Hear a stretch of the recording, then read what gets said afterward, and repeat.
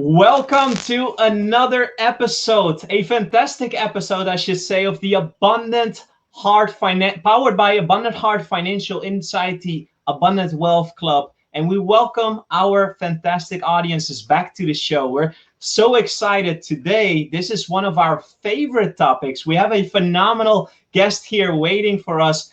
But before I'm going to give him a warm welcome and introduction, I just want to say thank you for tuning in and thank you for participating. We're so excited to bring on another guest and share so much value with you today. And this time, we have a very special topic. You often hear us talk that manifestation all comes from the mind. And that's why we brought a phenomenal speaker here that is actually featured in the latest speaker series of the Think and Grow Rich Legacy Tour. But before we're going to talk about that, I want to give a warm welcome and welcome back to the show, our co-host Angeline Waymeyer. Welcome back. Hey, Rob, thank you so much for having us here. Of course, I'm so excited. And now the man that this is all about, we have Nick Lowery on the show. He was actually for 18 years an NFL player with the Kansas City Chiefs. Nick is also a Hall of Famer and 7-time All-Pro Chief all-time leading scorer. I know that's a whole mouthful, but Nick is a very, very accomplished man, speaker, and also entrepreneur. But recently, Nick has also been featured as an international speaker in the Think and Grow Rich Legacy World Tour, where Nick shared the lessons of bringing the best to your own white-hot moments. And do we have so many of those? And pressure, and then find your own moments of truth to take your new level and brand to a next level of success.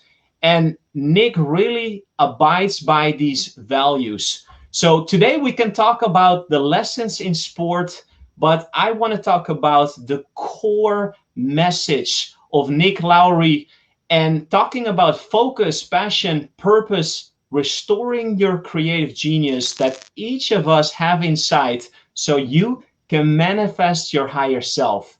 So it is my pleasure to introduce you, Nick Lowery. Welcome to the podcast. Well, thank you, Rob, and thank you, Angeline. It's an honor. It's also international. I love that. And Holland, Amsterdam, and Texas. And here I am in Arizona. So thank you for having me. Incredible. Nick, I want to start us off with a first question here. What does Think and Grow Rich? What does that mean to you? Well, first of all, Think and Grow Rich could easily be misinterpreted as being about being rich in terms of just money. And it's about the three dimensions, the heart, the mind, and the soul. It's about making sure that whatever success you have and as you build wealth, you build it internally. And in the end, you're able to share that wealth because to my sense, true wealth is the capacity to share your gifts with others so that they feel their own power in their own unique God-given talent to help others to make the world a better place. And if we ever needed it, it's right now. Right now, with all we've been through with COVID, to remember how much we have in common and how much at the same time we're uniquely and beautifully gifted to make a special gift to the world. Wow, that's one powerful way of answering that. So you believe that right now it's more than ever, it's a time to share and co-create and manifest. That's beautiful. Absolutely. I think that in my own journey, nothing has ever come easy. It's always required persistence. It's always required focus.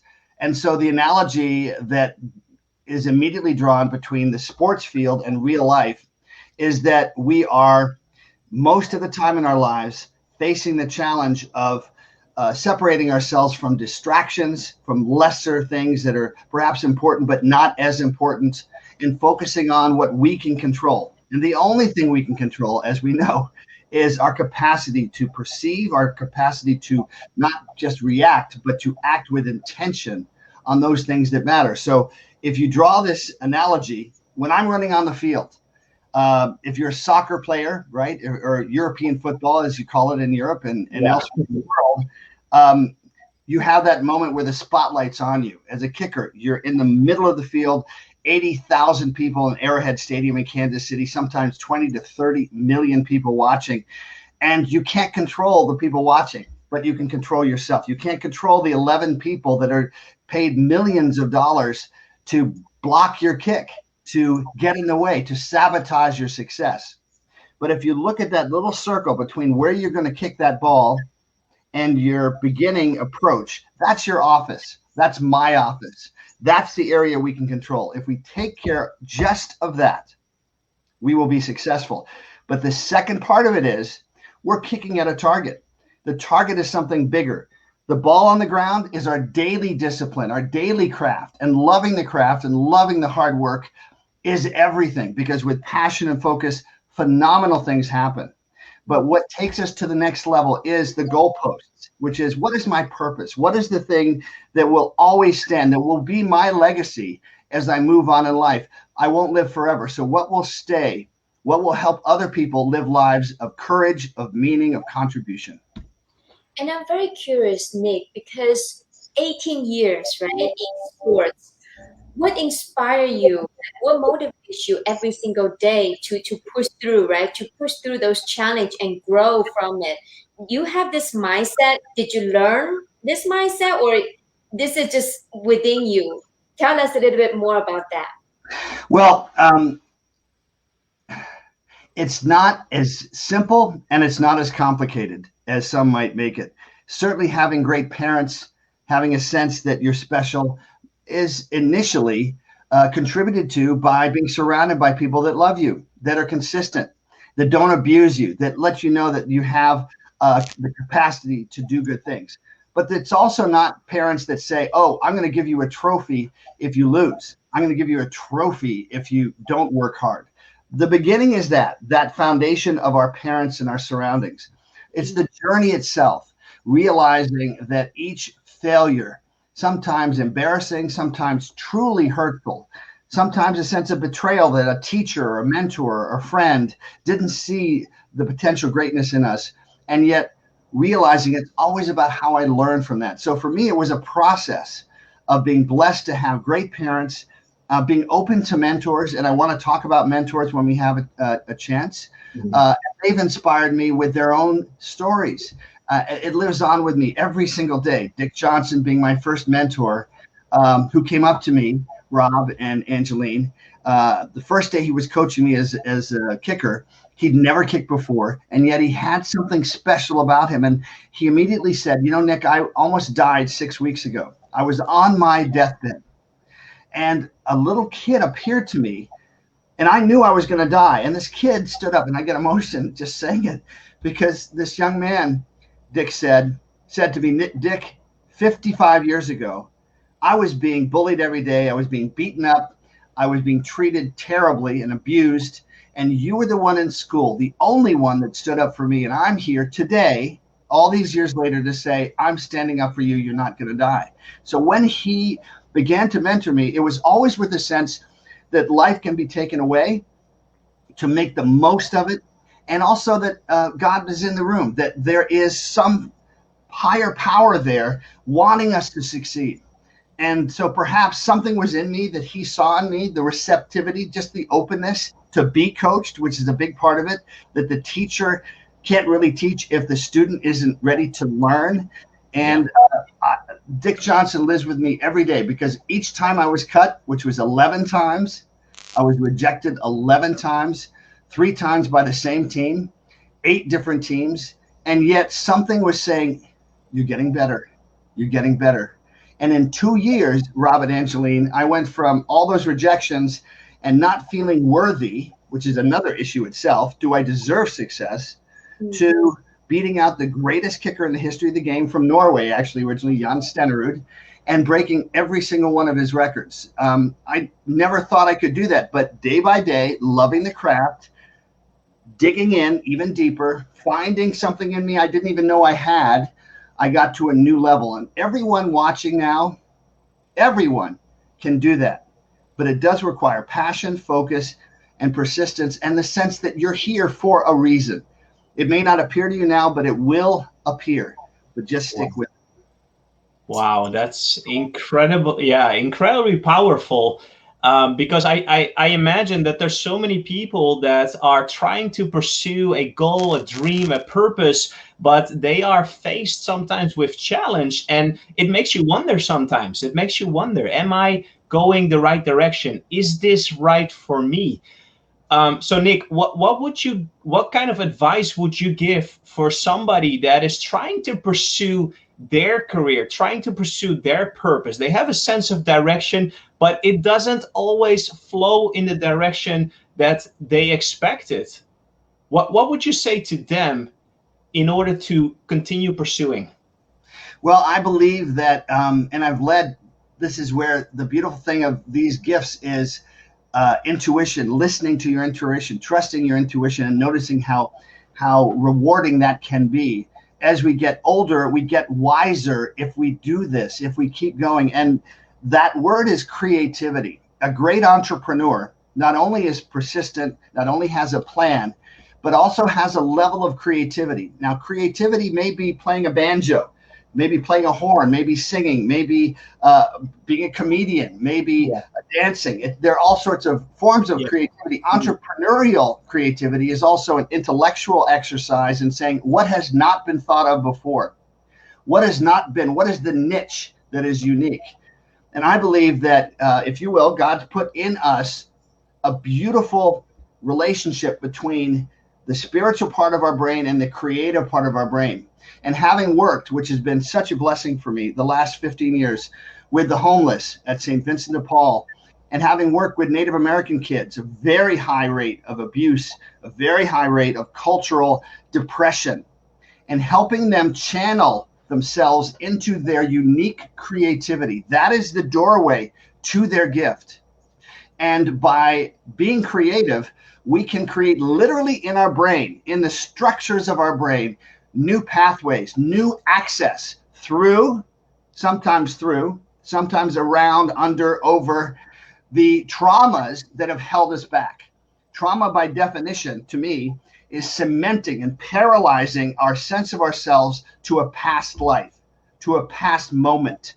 And so creativity is a doorway, it's a bridge around and through those things that hold us back to new places where we see better, we see more deeply in richer color, and we create something that no one else has thought of before. That's what makes America great. That's what makes all great entrepreneurs contribute to something special, because they've tapped into a very special kind of creativity, which is unique to them, and yet is able to be of value to many, many people. Wow. I love how you kind of bridged there the spiritual part with the scientific part. You talked about neural pathways and having a strong sense of belief. That's incredibly inspiring. Yeah. And Nick, you mentioned about helping homeless and the kids, right?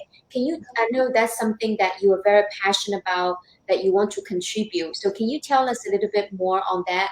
So see how can we as a community and contribute to your cause? Well, thank you for asking me that. Well, something has led me. I just love it. I feel so much emotion because I love my life because of this. Is I've always thought, who are the people that are forgotten?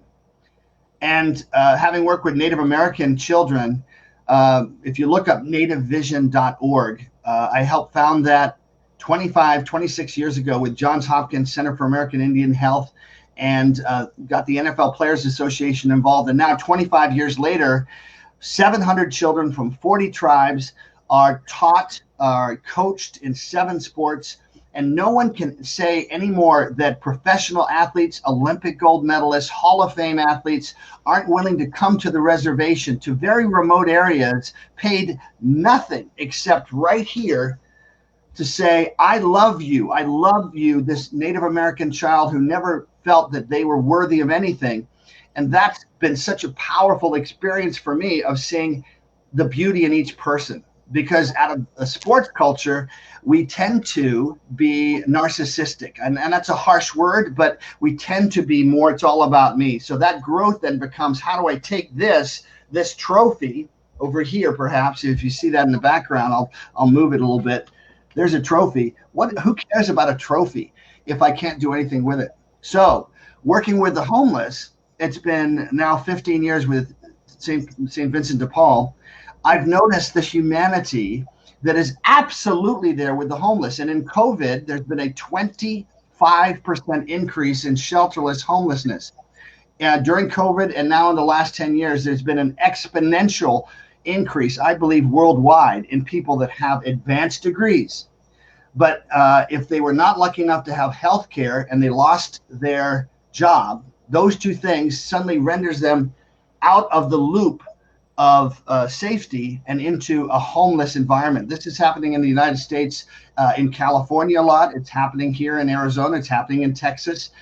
It's happening at the border with children that are coming in unaccompanied and obviously don't have a lot of adult support that they know they can trust. So that becomes really powerful experience to let someone know that they are loved and respected and important. So that program, if you look up Champions for the Homeless, put my name in if you like, Nick Lowery, the media now treat it differently than they did when we started 15 years ago. They realized that we, the media, owe it to tell this story of the humanity of these people, to put a human face on these people. And so while the stereotype is drug addiction, mental illness, and they are real, it's not nearly as significant as it's painted.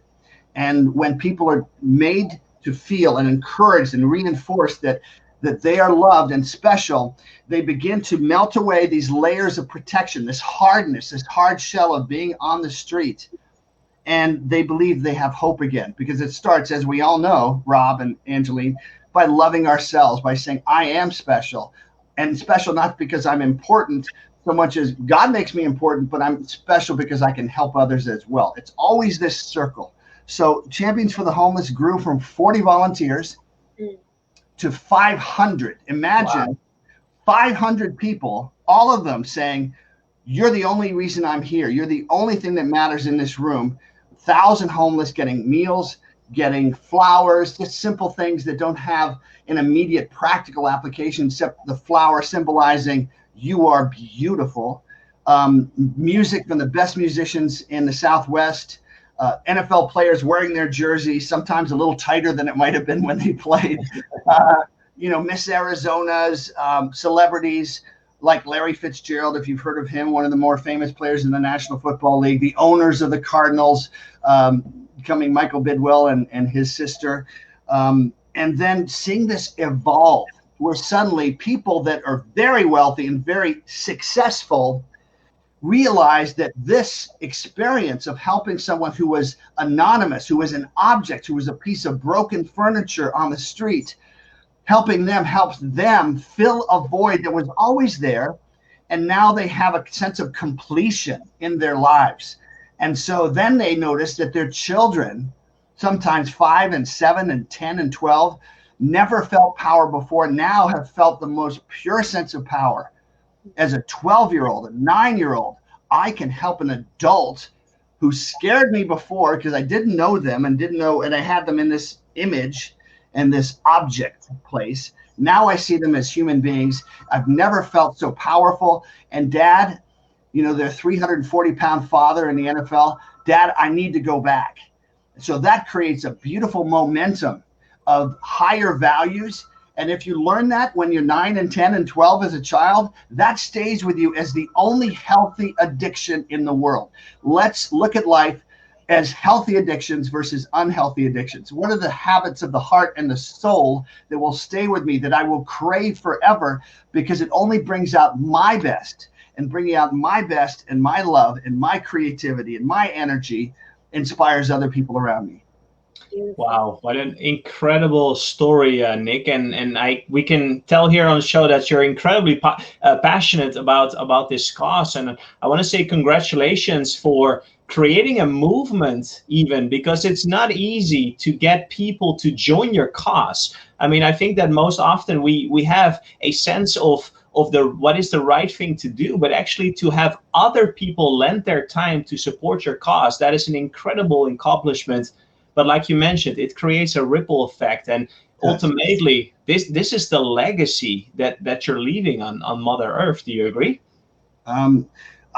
Absolutely, it's a beautiful thing. And here's another thing: just like doing this beautiful show and watching Angeline grow as a human being. And I just met you, Rob. It's just so beautiful, right? To see people grow in wisdom and love, right? And clarity.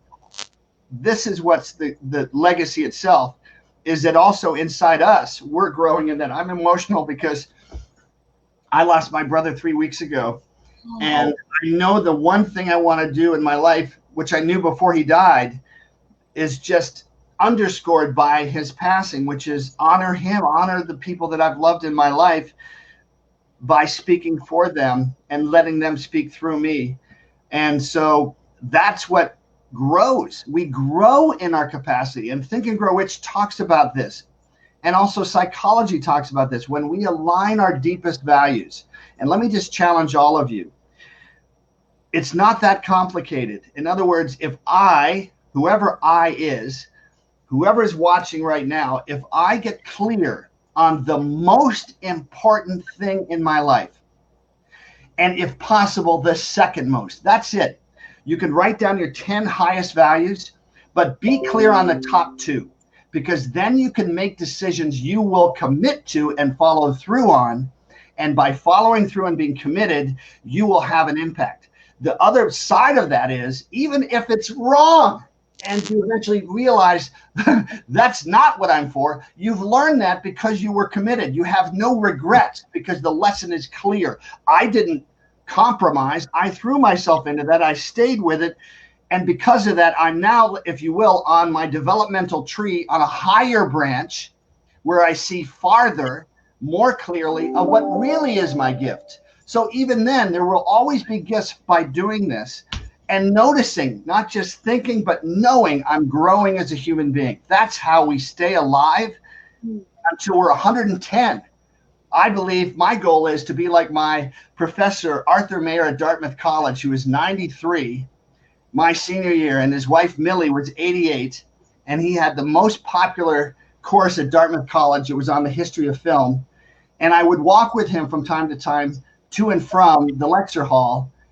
And he would say, hey, what did you think, Millie? And Millie would say, well, you did fine, but you forgot this thing, or you should have done. He was always about, I'm going to get it better tomorrow.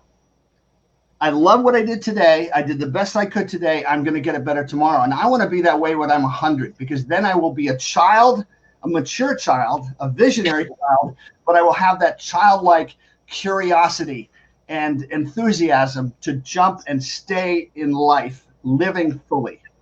Wow. I can feel the inner child full of energy within you. It's beautiful. And I think we can all feel and sense that, Nick, here on the show, that you have this sense of curiosity and enjoyment in life, which is so obvious. But so as a segue here, you talked already about a couple of people that were influential in your life. And I'm sure that our audience here is wondering, right? Because you have such an incredible track record in sports, of course, but then now as a speaker, as an influencer, being on TV, having a platform. Who would you say are some of the most influential people that you can remember, or that perhaps are still with you today? And what would you consider was their impact in your growth moving forward? Well, here's the first thing. Also, I haven't used another important word, which is gratitude, right? If you default to anything in life, when you have that sluggish morning and the world seems dark and cloudy, it's retreating to gratitude. I am so grateful how lucky I was. I wasn't spoiled with rich parents. They were rich in education. They were rich in love. But I was rich in the people I was exposed to. My next door neighbor, Rob and Angeline, in 1962, because I'm 65, by the way, I just turned 65. 1962, I was 6 years old. And in 6803 Hampshire Road, we moved in. New neighborhood in McLean, Virginia, not far from the CIA. My dad was a pilot in World War II and then studied and became an intelligence officer and was an expert on European history. And so we moved into this house, and next door, the same day, Supreme Court Justice Byron Whizzer White. Look him up, Byron Whizzer White, one of the great legends of our time. And if you haven't heard of him, you should study him, because he was #1 at Yale Law School. The same year he led the National Football League in rushing. He received the biggest bonus ever at that point from the Pittsburgh Steelers. He led the NFL in rushing. for both Pittsburgh and then the Detroit Lions. 3 years in the NFL, led the NFL in rushing twice, Yale Law School, and then he became, years later, a Supreme Court justice for 31 years. In fact, this man, this football player, actually commandeered the buses as the number 2 at the Department of Justice under Bobby Kennedy. During the civil rights marches, this is the man that said, if these marchers don't have buses to take them, this could derail what they're trying to do. We need to protect them physically. They're in great danger. And so he contributed that. And that was my next door neighbor. That was a man who was a supporter of civil rights, but he also was conservative. He was an interesting, what they called swing man on the Supreme Court for 31 years. And then I think of all the other people that inspired me, that helped me get to a different place in my life, not just in sports. So I began to work in the United States Senate coming out of college, not knowing I would make it. And Senator John Chafee of Rhode Island was one of my mentors. I heard, was a Korean War hero. And then I found out that a very famous military historian, Stephen Ambrose, if you look him up, Ambrose, one of the great military historians, great writer, dedicated a book to John Chafee. And it was a novel, if you will, but it was about what really happened in the Korean War when, as he says in the book at the beginning, this character is modeled after John Chafee. Yet John Chafee never talked about it. He just lived greatness, not by talking about it, but by doing it. He became the top environmentalist in the United States Senate. He authored the Clean Air Act, the Clean Water Act from the state of Rhode Island. He was one of the last of the generation, unfortunately, of senators that could cross the aisle and work with Democrats or the other way around. So he was a mentor to me. And then later in my career, I got to work for H.W. Bush in the White House in the off season in 1989 on the Points of Light Foundation, the idea, the vision, even though he didn't say he had a vision, didn't think he had a vision, the vision that all of us is a point of light. All of us have something that can bring light to the darkness. That was just beautiful to recognize people that see that. That's another important part of America's deepest values that don't need to change ever. And then 4 years later, helping do the same thing for Bill Clinton. That was a wonderful mentor for me. Bill Clinton was one of the great combinations of creativity and intellectual curiosity and follow through. And I don't care about all the other politics. All I know is I want people to lead me by solving problems. And the Peace Corps, which has gone now 340,000 Americans in the last 60 something years, all over the world. But the AmeriCorps version of the Peace Corps was, you don't have to go elsewhere. What about right here? Instead of military service, you can serve your community for 2 years, long enough to develop relationships with very difficult communities, sometimes literally trust with drug dealers, and bring drug dealers out of their loop of dysfunction into, I can use these same skills to make my community better in East St. Louis as one example, or anywhere else. That AmeriCorps volunteer is someone that reminds us that service to others completes our circle of success. And in a way, it's kind of like a heart shape to me. It's not just a circle, it's got that beautiful shape. And those people, once they've served for 2 years, they're forever changed. They're always thinking and figuring out, how can I take what I'm doing and create a better place where we're more connected, more confident, more trusting, and we expand the pie, if you will, of love and resources. That's what an entrepreneur does. And that's why I love Angeline seeing what she's doing, because she's expanding all the time her capacity to inspire others with new ideas, which they themselves create. Beautiful. Thank you, Nick. Because you mentioned about success, right? I was wondering, what is your definition of success? The 18 years ago, right, when you're playing NFL, the definition back then and the definition of success now, has that been changed? Absolutely. Yeah. Great question. You talked about, I think, Rob, the idea of what success might be, and the sense of sometimes I think shallowness of this Hollywood notion of shooting stars that make it. Our first younger notion of success is breaking through. just breaking through. For me, breaking through the NFL, the frustration of out-kicking everyone as a kicker and still being rejected, which happens to all of us, I think, at some level. And then making it and beating out this great kicker and being on 2020, which is a very popular show on ABC, being featured on that, being in Sports Illustrated, featured on that, getting this exposure, getting this spotlight on me, doing really well, being elected to the Pro Bowl, the All-Star game, 17 Hall of Famers on my team in Hawaii, and hula girls and palm trees, and the surreal quality of that successful moment, kicking the game-winning field goal in that moment. And I want all of you to hear this too, because if we haven't done that internal work, which is both intellectual, emotional, spiritual, then we can find ourselves the way I did, which was I kicked the game-winning field goal. It's wonderful. I'm being hugged by a very violent but a sweet man, thank God, Jack Lambert, who was a famous middle linebacker with a toothless grin with the Pittsburgh Steelers, who ran on the field and hugged me after I kicked that field goal, and all these famous players hugging me, going to the locker room, 25 television cameras all around and media. And then as soon, the second that those cameras left the locker room, as soon as my teammates began to go on to dinner and leave that moment behind, I felt this oxygen leave the room. And I had to start asking myself, what's missing? Why do I feel this vacancy in my heart? What's missing here?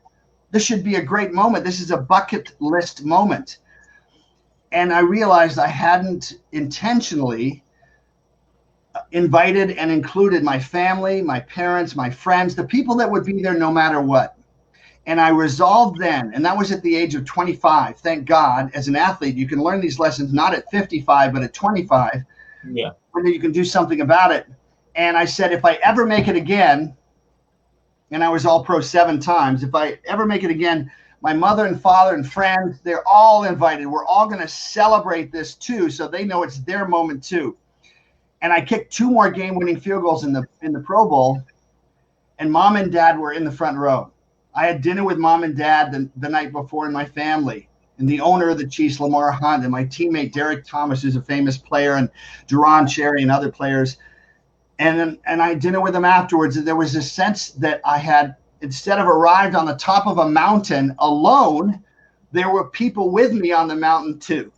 And then we could go on to new and better things as well. So that's a really important reference, is those moments of greatest success can be greatest disappointment too. And we see it all the time. People that get into drugs, athletes, actors, musicians, people on that mountaintop feeling alone and realizing I've done everything I said I wanted to do and I'm still empty. Well, maybe life's empty too. And life's not empty, but we have to fill it with values and actions that are consistent and intentional that share our success. That's what an entrepreneur does. They're always sharing their successful idea to enhance the quality of life for other people. That's how they will have a product that will always be growing and always helping. Wow.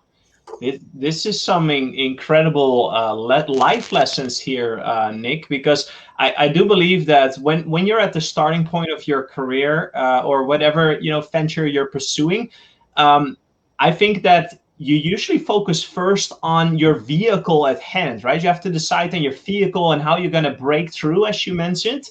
But you're actually saying that real success is actually when you reach that top of the mountain, which you are surrounded and can be shared by loved ones and people that you can either help lift up so they can be on their way to success, or share the success with the people you truly care about while making an impact on your community. So that's a little bit of a different approach to success, especially for the people that are just jumping on the train and working their butts off, so to speak, to break through.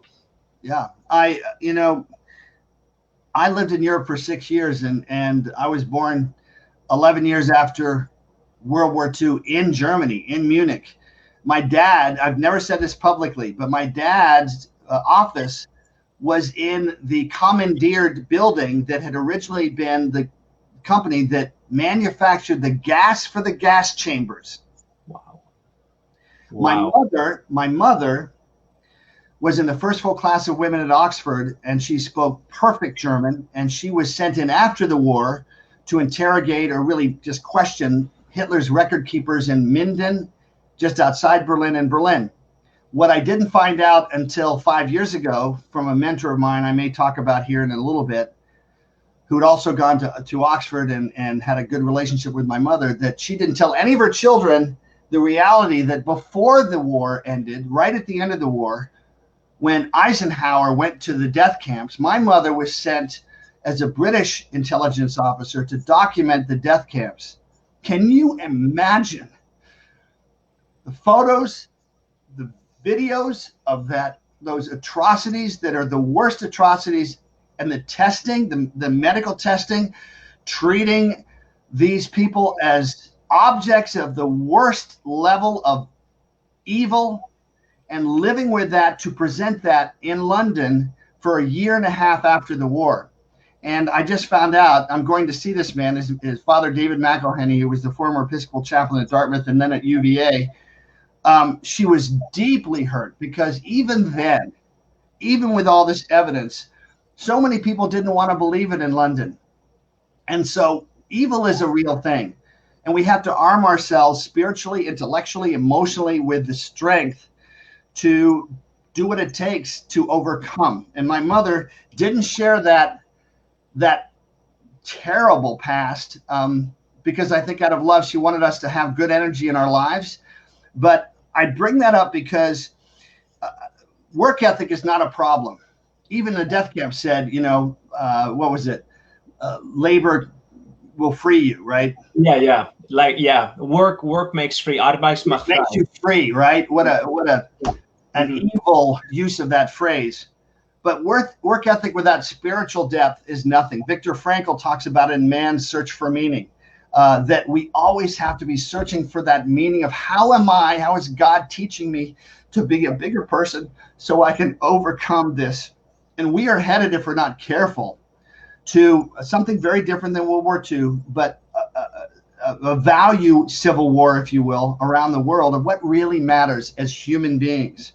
And I hope it's the triumph of the human spirit. So that's what arms me. And, that's why deeply I get emotional, because I know the sacrifices my parents made and so many millions made to keep this world free in World War II and since.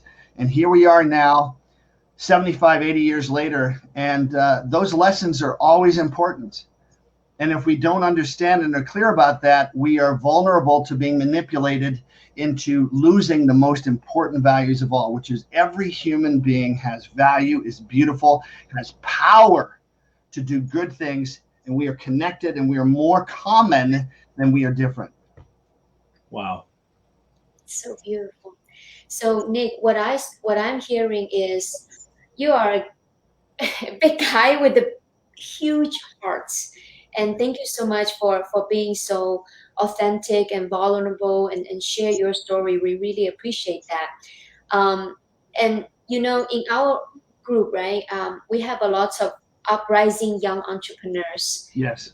They want to start their journey. Their mindset is I want to have freedom. I want to make a difference. Yeah. So what kind of can you share some tips with the young entrepreneurs? Yes.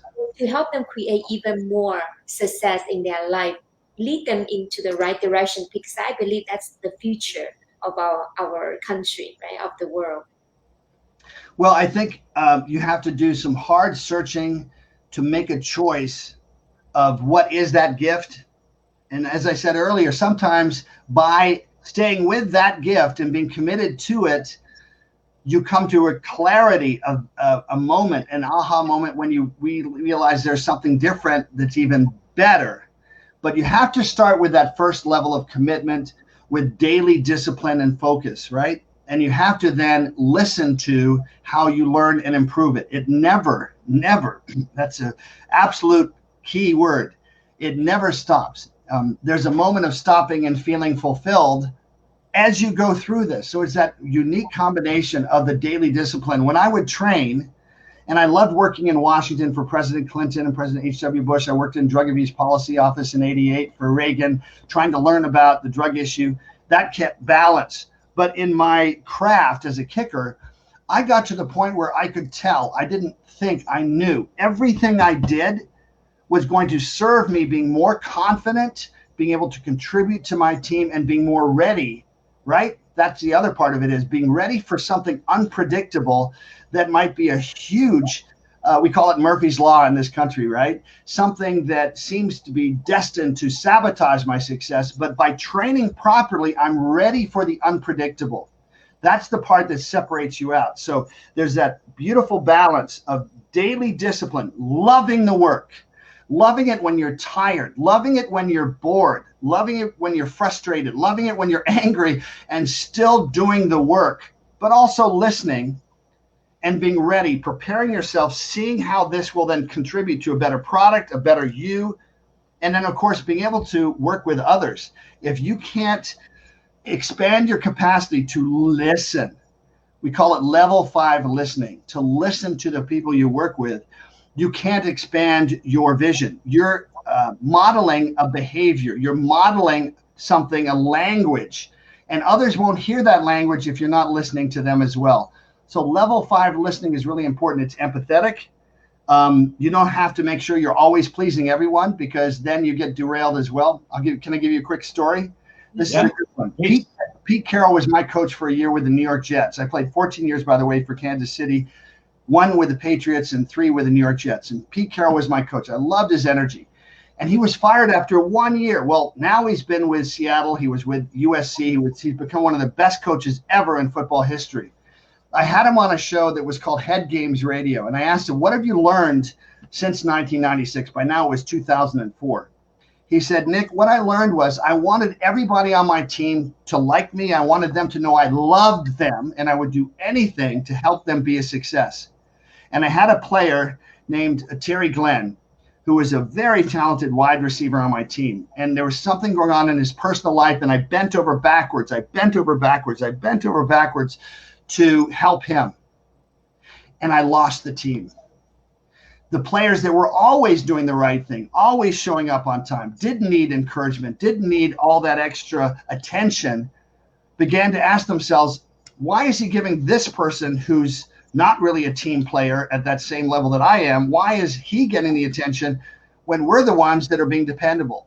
He said, so I learned the lesson that there are boundaries.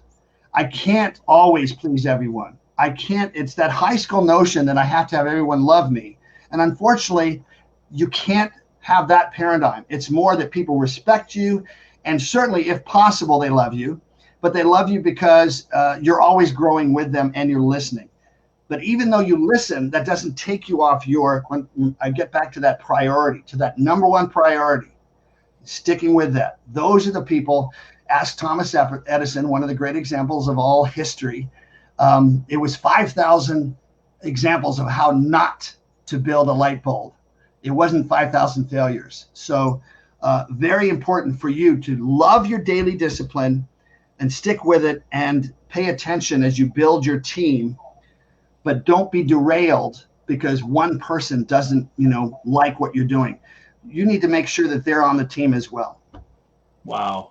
Incredible. I think that this episode has been full of so many practical life advice, things that everyday people, you don't have to be an entrepreneur, but even in your general life, if you're building a career or even if you're trying to establish a great relationship, all these philosophies and principles, they apply.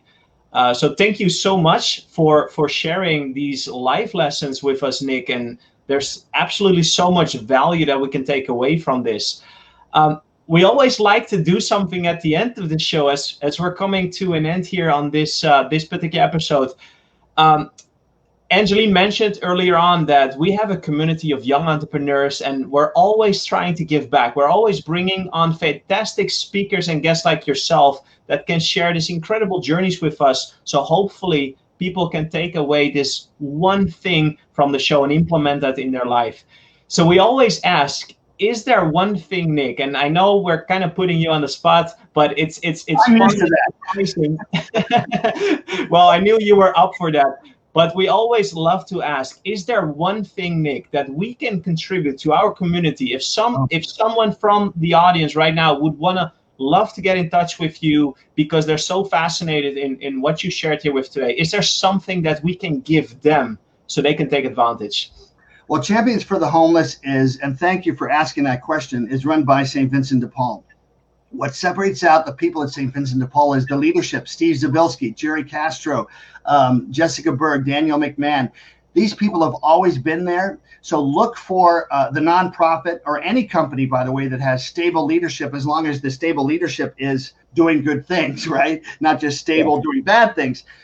So that's the first thing. Champions for the Homeless, I've been blessed to work with because these people are so committed, way beyond what's in their job description. And if you can contribute, you can go to Nick Lowery, NickLowery.org, and donate to Champions for the Homeless.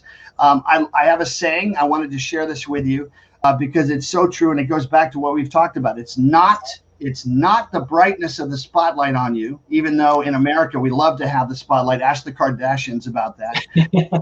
Yeah. Kim Kardashian, you may have noticed, has begun to do more and more things about arming herself with law school and doing things that really do help and really do contribute. They're not just shallow notions of success, which is phony success. And frankly, I think of that large rear end as the example of something that's phony, right?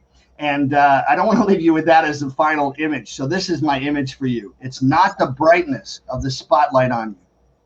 It's the intensity of the light within you. So find people that see your light and make sure that you protect that fire inside so that you can contribute to others.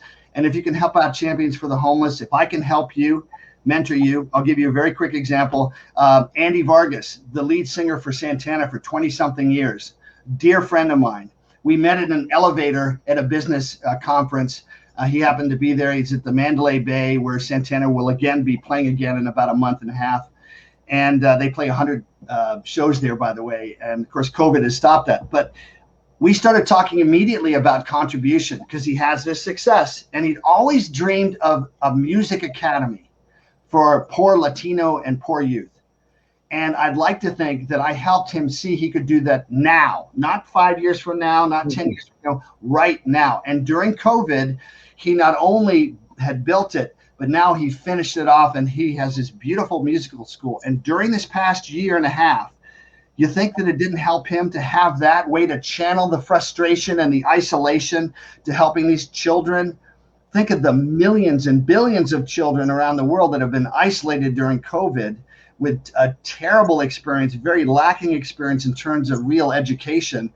And yet some of them were lucky enough to know a man like Andy Vargas who said, hey, I'm here to find the music in you and unleash it. So that's what we do. We find the music in everyone we meet as much as we can by playing our own consistent, beautiful music in our lives.